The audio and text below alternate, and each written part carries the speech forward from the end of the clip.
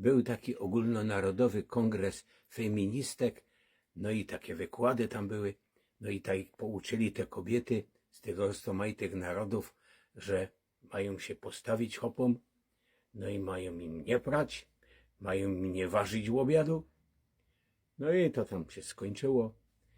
Po 2 tygodniach się spotykają, zaś mają te wykłady, no i najpierw go do Angielka.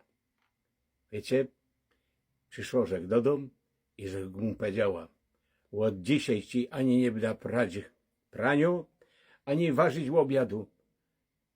Pierwszy dzień nic, drugi dzień nic, na trzeci dzień patrza się, hopse uważył jajko. I tam oklaski, kurde, wszyscy się cieszą.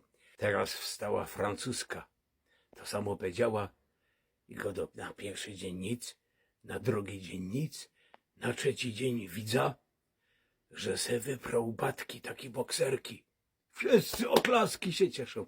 Teraz wstała ruska.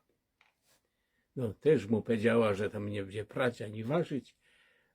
Na pierwszy dzień nic, na drugi dzień nic, na trzeci dzień nic, na czwarty dzień go zaczynam widzieć na lewe oko.